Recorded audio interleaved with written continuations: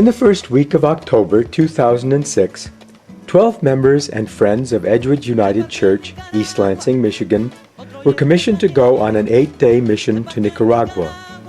The purposes were both fact-finding and to express solidarity with the churches there. Our group had many questions about the culture, the economics, the history, and the church there. Otra soga con cebo se partió en Nicaragua. Otra soga con cebo con que el águila ataba por el cuello el obrero con que el águila ataba. Since only one of our team had ever been there before, most of us felt rather in the dark about this Central American country. Our eyes began to be opened on our first day with 2 orientation seminars.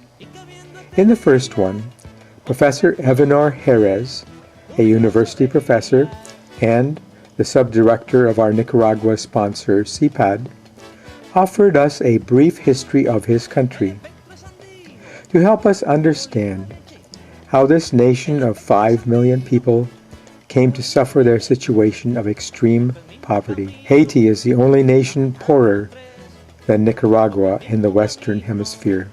Here in Nicaragua, 20% of the people live on $1 per day, and 40% of them live on $2 a day.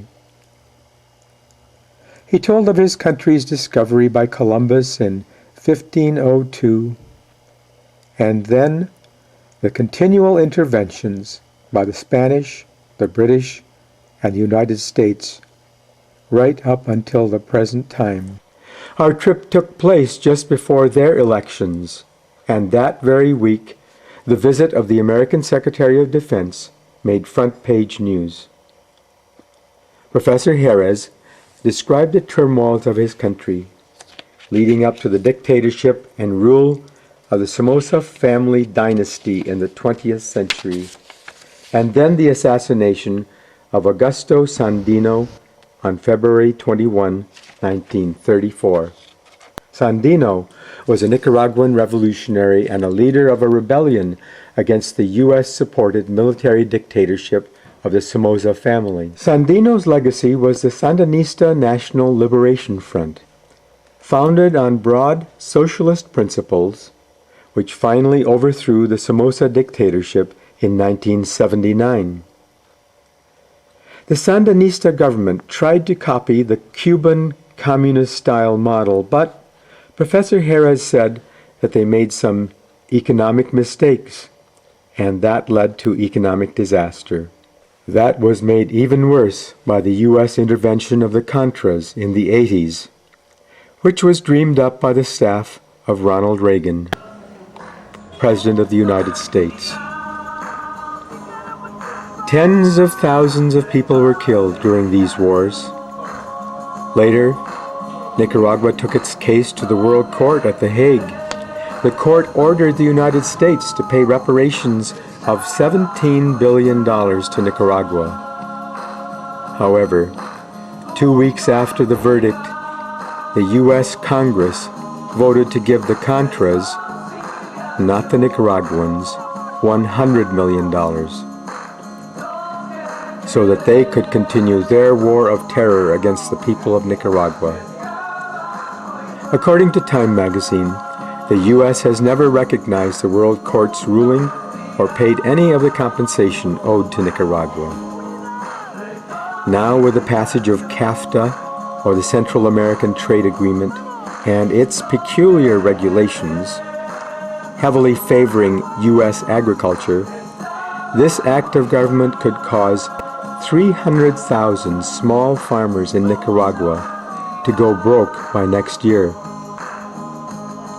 Professor Jerez concluded, Jesus came to bring us abundant life, eternal life. This is a challenge for us. Sometimes it's hard for us to be Christians. Facing these challenges was the story of a female heroine, Anita Taylor, who lived and worked among the Sandinistas in the jungles during those years. She told of the formation of CEPAD after the 1972 earthquake in Managua. the capital city. CEPAD was formed during those 4 months of reconstruction and collaboration among the many churches working together on disaster relief. Today, CEPAD has 30 denomination supporters, and their current goal is a call from God to accompany and serve the poorest communities through programs of development, disaster relief, and the promotion of just relationships between women and men. So, CEPAD has become an umbrella organization set up as the Nicaraguan Protestant Council of Churches, CEPAD, pronounced CEPAD in Spanish, with many subsidiary activities, including this conference center called the Nehemiah Center, which housed our Edgewood mission delegation for most of our 8 days there. Anita believes that the poor must, through prayer and reflection, see the many resources they have within themselves. Anita is the director of the Nehemiah Center. CEPAD is now engaged in 16 different areas of community action throughout the country, from women's issues to conflict resolution, and even on to theological education and distance education. After another disaster, Hurricane Mitch in 1998, CEPAD got into housing programs and assisted the poor with the construction of 5,000 houses for the poor. Anita is a dedicated Christian, a Moravian, who told an incredible story of a woman who had lived for 9 years at the Managua garbage dump, making a living recycling refuse from the dump, who was helped by some small CEPAD loans and who now has her own business with 8 other women working for her. She is now planning a branch of her enterprise at the garbage dump in Leon. As CEPAD moves from one community to another, helping the poor help themselves, they make it clear that their involvement will be for only 6 years. So their local leaders must begin with a long-term plan and take forward steps each year to meet their goals. Anita has struggled through the discouraging and terrible wars of the American-sponsored Contra times, but she has come through it all with a positive outlook. Now we know that we have people that care for us in U.S., and we are grateful for this. After these eye-openers on Orientation Day, we wondered how the Nicaraguan people had coped with their long history of interventions, disaster, and fractured infrastructure. We spent the second day seeing and hearing the amazing success of 2 Sepad projects, both in the southern area of Jinotepa. CEPAD is working with poor farmers here on small-scale farming assistance projects. This woman farmer lives with the 7 members of her family on this 3-acre farm. I was very impressed with the woman who had the farm, how she will take these two pigs that she has purchased, and they really looked great, they're healthy, and she will sell them for meat, and then she will keep 2 piglets, and then the other piglets will be distributed to all the other farm families, and there's so many families that it's going to help. And I thought that her farm looked very good. Last year she had received some chickens in a similar manner, and now seems to have healthy poultry clucking around her farm. CEPAD is also working with a local nursery to provide farmers like her with banana seedlings, a valuable and sustainable crop for Nicaragua. This obviously enterprising woman has grown her own orchard, in which she is growing a variety of fruits, including this valuable fruit, the noni fruit, which is used for several medicinal purposes. She was clearly pleased at the end of our visit when we presented her with some packets of seeds. In another nearby village, which we reached by going along this very narrow road, was another enterprising woman who has been patiently developing a dream of hers for 4 years. She is the pastor of this small church in this village and is using the church hall as a community center and classroom. She is training single parents the skills of garment construction. With 2 manual machines and 1 electric machine, usable only when the community gets its supply of electricity intermittently. She and her students are proud of their achievements and want to sew clothes for all their family members. They would all like a job related to the garment industry. The project still needs a permanent location to hold classes. Our Edgewood group's contribution of these fabrics was much appreciated by the students. The pastor was teaching all these lovely young ladies a skill that possibly they can use for the rest of their lives. And my comment at our meeting was, maybe she's teaching them the love of learning, which really gets to my heart, and because that can also be a lifelong thing. They were doing beautiful work, and the facility was so primitive, and they had so little equipment, and yet already they were turning out beautiful garments. Very good. It's perfecto. The sense of dignity, self-confidence, and enterprise displayed by these 2 women living and working in the midst of abject poverty help our group feel how Nicaraguans have hope and faith in spite of their hardships.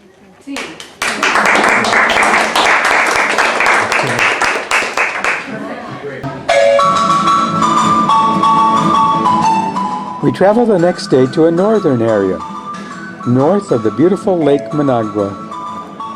Unfortunately, that lake was polluted many years ago by the runoff from chemical industries and raw sewage.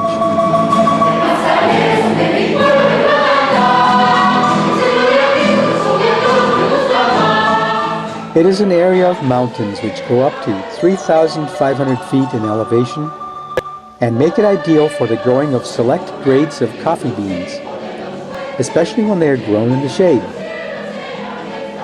Coffee is Nicaragua's #1 export. Alto Zamora has been growing coffee for many years.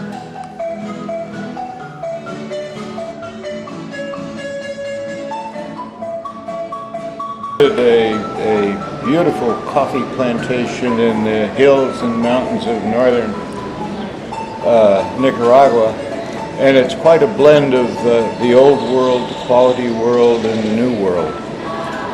It's shade grown, individually hand-picked over a period of time by people who know ripeness. And then it's processed and it's sent off for packaging, retail packaging. The interesting thing to me is that they're in direct contact with commodity markets in New York and London. They are highly computerized in their accounting, bookkeeping, determination of content, everything. And they communicate with the workers in the field, everything else, by cell phone. And what a neat blend to produce a quality product that can't be produced, let's say, in the barren fields of Brazil. So when you see Nicaraguan coffee, it's a very special, high-quality blend. CEPAD has been working here in the mountains of Jinotega for a few years. Juan Carlos, the regional director of CEPAD here, works with the coffee growers on the smaller farms, helping them to form cooperatives so as to increase their bargaining power with the big coffee buyers, such as Starbucks, and thereby help them to get better prices, and help them to avoid the tricks played on smaller growers by the clever coyotes or cunning middlemen of the coffee marketplace. This service of CEPAD helps these coffee farmers stabilize and improve their income, and helps the farmers to make more than just a subsistence living for their families.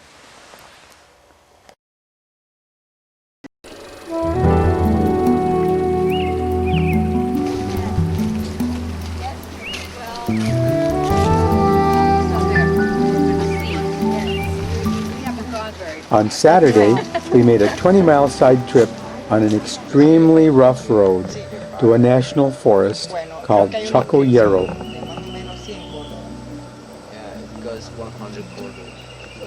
Well, our 18-year-old guide told us that at one time the boys of the neighborhood, and the preserve is surrounded by small farms and lots of children and youth, and the boys were using slingshots to kill the birds and other animals within the forest preserve. And so what they did is they formed a camp for these boys, gave them food, books, and classes. And the boys learned about the ecology of the forest, the importance of the environment, and now those boys are becoming rangers, guides, and workers in the forest itself. So here is an example of how just a small little piece of helping some poor kids learn more about the environment and about the importance of the natural world.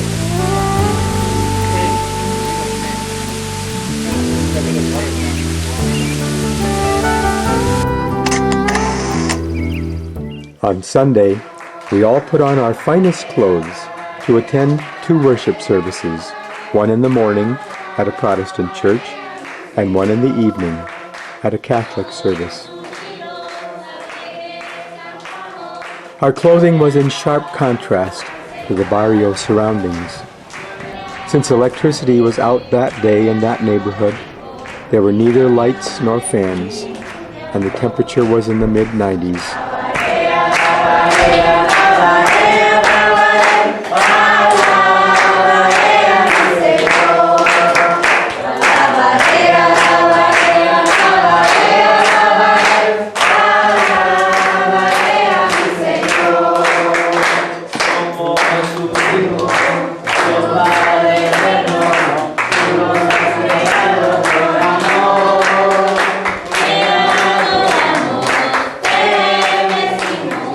A significant contribution of this church to the barrio is this football field.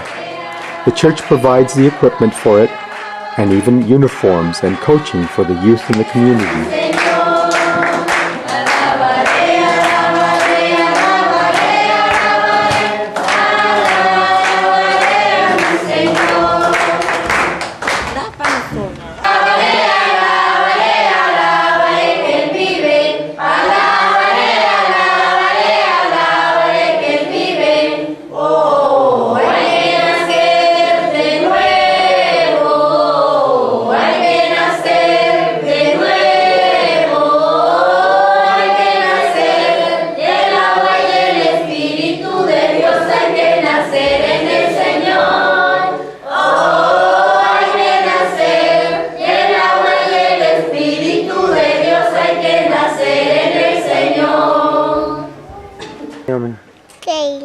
Keila.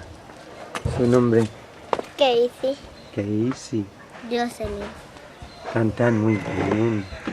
Gracias. Eunice. Cantan también muy bien. Chévere. Bueno. Estel. Joaquín. Joaquín.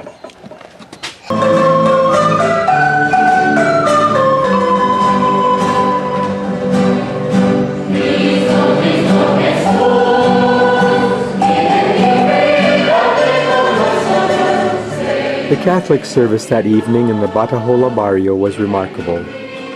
The congregation had been formed 50 years ago by priests in the so-called base communities for empowering the poor, and the musical and worship leadership there was outstanding.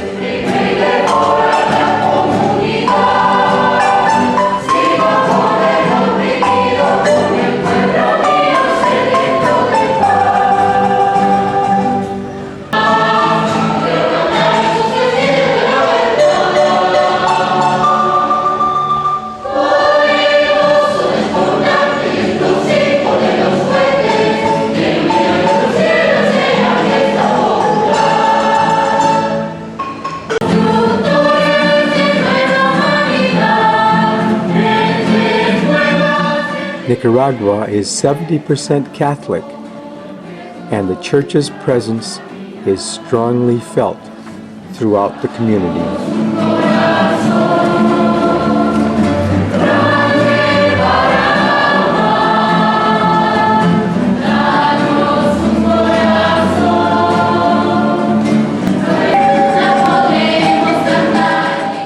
Our final day included a 60-mile trip past one of the largest volcanoes in Nicaragua to the second largest city in Nicaragua, León. The principal of the school, Maria Cristina, explained that there are really 3 schools here: a primary school with 40 students, a high school with 120 students, and a weekend school for adults with 80 students. It was begun 18 years ago as a theological training institute and has since metamorphosed into this school. Again, there was no electricity the day we visited there, so there were no lights or fans, but the teachers and students were extremely well-disciplined and polite. The annual tuition fee for these students, who are all from poor families, is less than $60 per year. But that is costly for families whose annual income might be only $600. CEPAD provides a 40% subsidy for these scholarships for these students.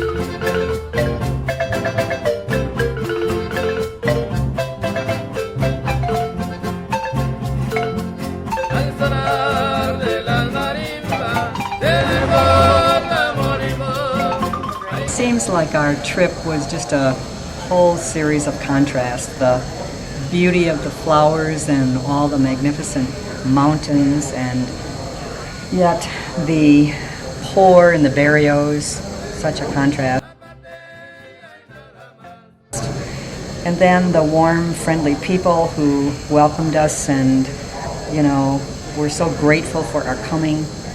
And yet, against that, the people jammed into buses and just hanging out of the backs of the buses. And the bright faces and excitement and optimism of the children and youth, but then we met those who were really also wondering if things would ever get better. And we left, I think, with more questions than we came with, and yet we also leave with a hope that there will be a long journey of adventure and love that we can carry on in this church. It's not just the product, that the process is the product. The process of the women becoming empowered is the product. And those aren't always measurables. Very proud. The smiles were everywhere. And the talking about how these women are being able to see that they have power themselves, and that it will be a slow process, but they are going to get there because they have so much faith. It may not be getting there in the time frame that we would want for ourselves or maybe for anybody else, but it's getting there, in their own time frame. I was very impressed with CEPAD and with their organization there. It is run by the Nicaraguan people themselves, which I thought was very good. But they also have a philosophy that it's a self-help program. It is not a doling out program. So that they give money to projects, but they don't give the total amount of money. It will be some of the money. For instance, they cooperated with the heifer project and made sure this person had two pigs and supplied her with 3 months of food. But after that, she was supposed to be able to supply the pigs with the food. And that's the way it was with the sewing project. They would give the initial sewing machine and some material, but after that, she was on her own to continue the project. And to me, that's the best way to have the people learn how to help themselves. During our mission trip, we opened our eyes again and again to the courage of the Nicaraguan people. We also opened our ears to their songs of hope and reconciliation. Our hearts were touched to see the dignified way in which they have transformed their tragedies into simple triumphs. Our Edgewood mission team is continuing conversation about where do we go from here. as well as our own role and what it means to be in solidarity with them. How Edgewood Church can be in partnership with the churches and people of Nicaragua. We have people that care for us in U.S., and we are grateful for this.